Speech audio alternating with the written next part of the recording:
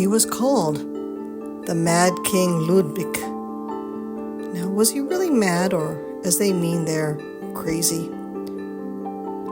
Let's take a look at just one of the 3 palaces or castles that he commissioned and designed. Now, by the end of the video, come to your own opinion on this.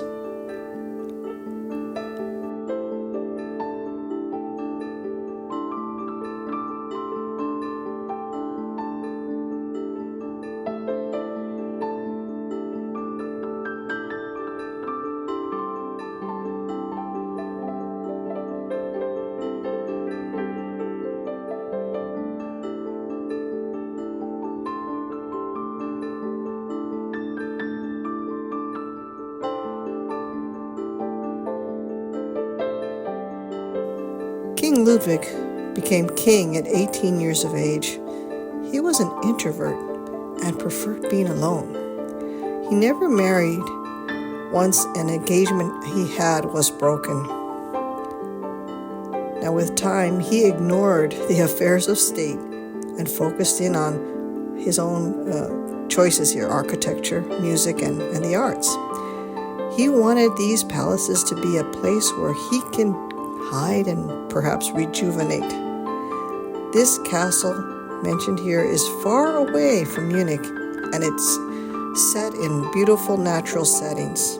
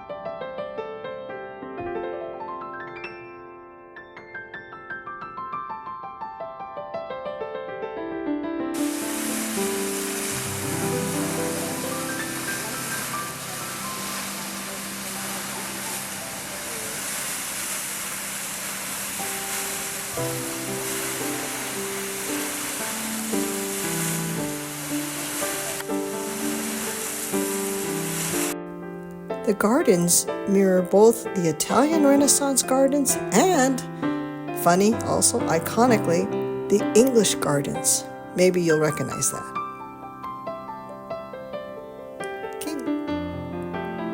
These projects were supported by the king's personal fortune. He didn't use the state funds. So King Ludwig, he is the king of Bavaria, and that's Germany. He personally admired the French culture, so that so much of what you see in Linderhof Palace, it's going to look similar to what King Louis XIV of France had in the Versailles Palace. Linderhof Palace is smaller in size, but it's the one he loved the most, and he really was able to live in there.